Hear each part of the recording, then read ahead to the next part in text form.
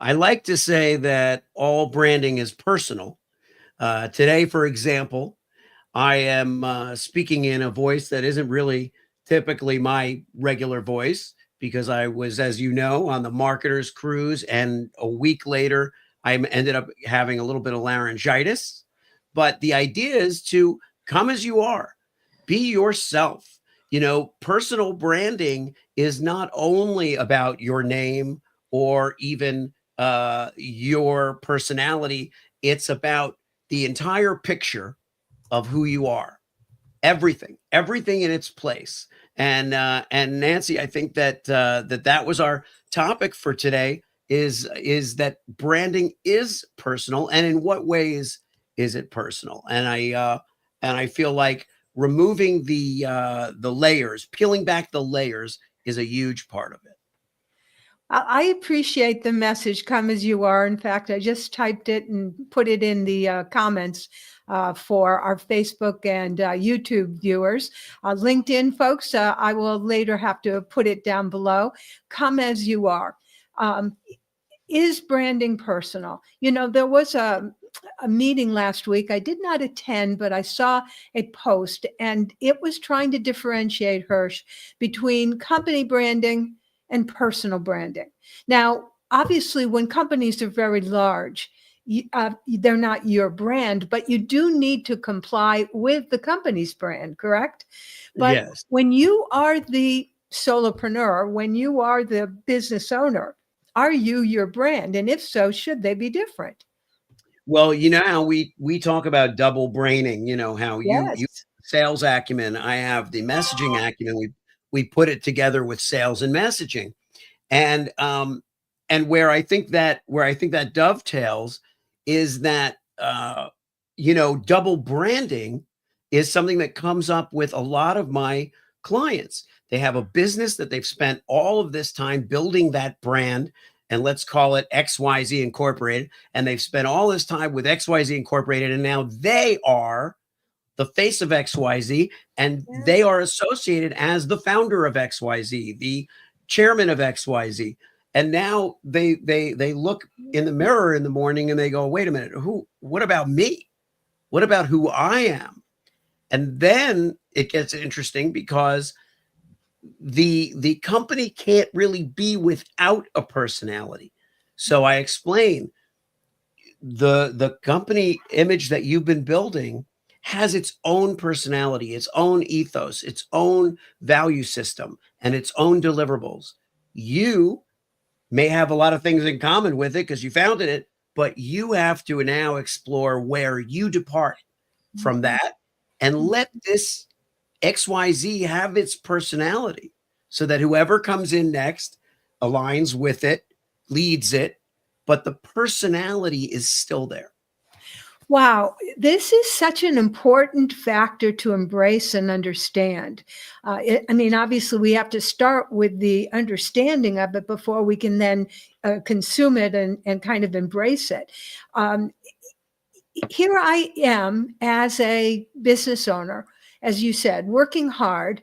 For example, I created Rapport Builders. Let's see, I'm coming up on my 14th or 15th anniversary Wow. this year.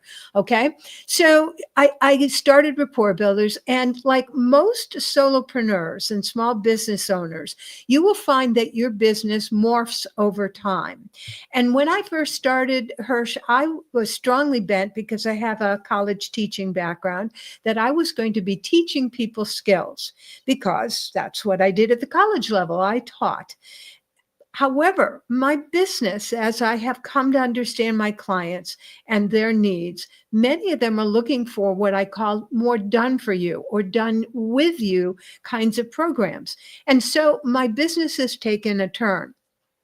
And as you know, I brand it with hats. In fact, you may or may not notice, for those people who know me well, this is the first time I've been wearing a purple hat.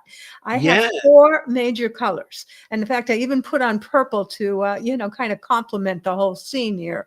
I have four major colors that represent the four personality styles. Purple's not one of them. So, but I happens to be my favorite color, this particular flavor of purple is definitely my favorite color. And I indulged and bought myself a new chapeau, right? But at any rate, it is my branding. And when I first started out, in fact, it's coincidental because earlier today on Facebook, I was shown a memory of myself 8 or so years ago in which I was wearing hats. Oh, And I was in front of an audience and I was changing out my hats. So this brand has evolved over time and is definitely now associated with Rapport Builders. Is that Nancy Zare? Well, it is, because like even when I met you, Hirsch, I brought my hats with me, although we didn't get to wear them. I didn't get to wear them. So when I go out to events, especially professional events, I wear a hat. So what's my brand? Is it, and if I sell Rapport Builders, which I may do down the road, obviously I have to bring it to a place where it's valuable and people want to buy it. But then who's Nancy Zare, right? Who's this founder who has developed, like you say, I have to detach with love from the company that I built. that's a very good phrase, detach with love, because a lot of what also factors in is legacy. When you enter your legacy season, you enter a time where you want to give back, and that phrase. I don't know if you've heard that phrase before. Heather Meglisson is someone that I had met on the cruise and spoke with yesterday. She used that term, the legacy season, and we call it the give back phase. Where you're doing philanthropy or you're doing something else, you're giving back to the community, but you are still that person that created this XYZ entity, let's say, or the Likability or Rapport Builders. You're still the creator of those things, but you have more facets than just that. And just as your hat is an expression that has come to be a branding symbol or icon, the company is much more than that. And so what I recommend to people is start to build both independently, given their own strengths, their own values, so that, yes, the hat is I'm a big fan of visual branding, a big fan of it. I don't particularly, it's not my expertise, but as you know, with Yes Brand and with all of that stuff, I incorporate the visual into the verbal, because that's how you get people's attention and underscore it. So I think it's really a question of growing both entities with the same amount of care and a knowledge of the future. Even if you're 30 or 40 years old, legacy is something that is important to consider in building your brand. It may be even more important for the younger entrepreneur. Why? Because there's a good chance you will have more than one business. Think back, Hirsch, to your history. I think back to my own history. I had many different businesses, and who knows, there may be yet another one or two, in my future as I go forward. Hence, I do need to separate myself from my company brand, because who Nancy Zare is, the sales whisperer, may not necessarily be the Likability sales system or Rapport Builders. And maybe she, the whisperer, needs to have her own brand, and I can see a different visual altogether for that person.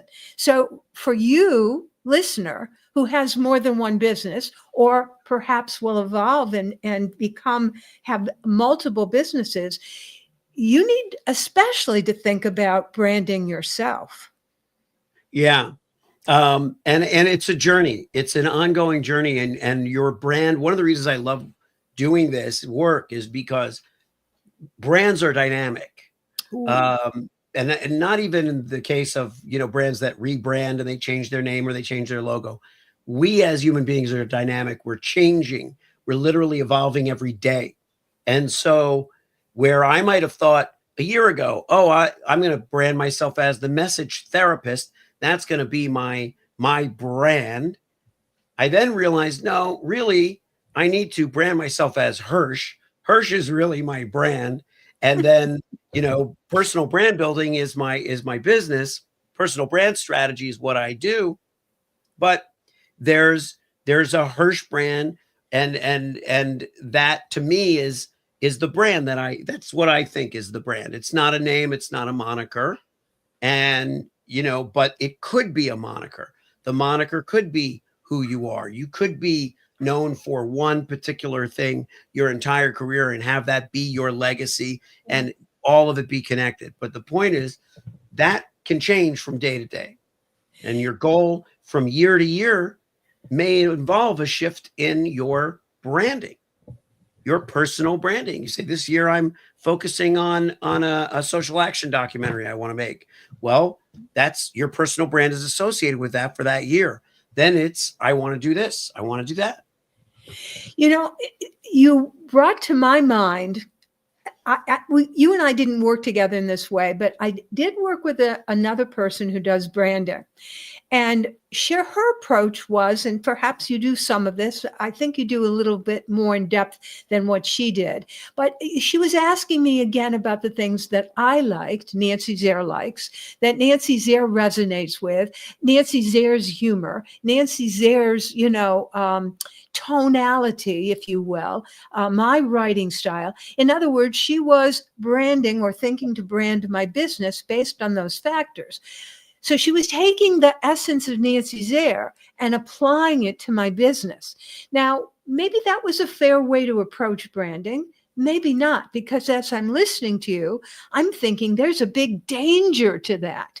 And the danger is that I no longer am my brand, because now the brand is pasted on the company and I've lost the very elements that make me who I am. Do you get what I'm saying? Yeah. Yeah. And it's all about the nuance. And I was going to post this today. I was going to say, just post, if you don't care, I can't help you. That was all I was going to say, on LinkedIn. I was going to say, if you don't care, I can't help you. And you could take that to mean whatever you want. But the fact is that sometimes we think we're going to apply these rules, like using we're going to take the things you love and we're going to put it in and we're going to spit it out, and it's going to be, your brand's going to have this and that. But it's the nuance of where your personal tastes and beliefs and values intersect with your product, with what you're selling, that really, really makes the difference. And if you think about it, the happiest people are not, I want to say completely, but the happiest people are very well integrated with what they're doing for a living. I love that. That is And so true. Let's say you have a love of horses. That doesn't mean that that's a good logo for you or whatever, if it has nothing to do with your business. Yeah. But I do, like the person you were referring to, I do talk to my clients in depth about their life, their history, all the things that they think may not be relevant, because to me, that information is really valuable. But I said to a client over email, I may not need all of it. And then he wrote back, oh, I'm sorry, I gave you too much. And I said, I should have chose my words more carefully. I should have said, I may not use all of it, because I may not use everything that you tell me, but I'm definitely going to process it, consider it, think about it. Where does it fit in? It's like a puzzle. Yeah. And so that personal puzzle that we're putting together is put together in the service of your objectives, not just because it's a little bit of this and a little bit of that. Yeah. And what you do is a bit what I do as well, especially when I help my clients focus in on a niche. There is such reluctance to have that niche and to, narrow the target audience to a particular subset. And yet you and I both know the value that when there is a distinct specific niche, people immediately know what you do, who you are, whether that, whether now I'm eligible to receive services. I could ask if I want to, push the boundaries, etc. Yeah. It's just such a strong marketing tool when there is a niche involved. And by the way, for those of you who might be struggling to niche, I am doing a 3-day challenge in February 10th through 12th, with a bonus day on the 14th, in which I will actually work with you to help you zone in on that niche. So, pay attention. These are skills, these are tools that can help you. Excellent. Well, I think we're almost going over. We are. So it's time for us to say adios, at least for this segment. So yeah, you were waiting for me to say it first. What I've been wanting to do, I'll close out. What I've been wanting to do is I don't know if people watch Peaky Blinders or remember the show Peaky Blinders, but with my voice as it is, I sound like one of the characters. And so I'll sign off today as Arthur Shelby from Peaky Blinders, wishing you a good week, and you should feel good and take care of yourself. And also regards from Hirsch, your personal brand builder. And to your sales success, it's Dr. Nancy Zare.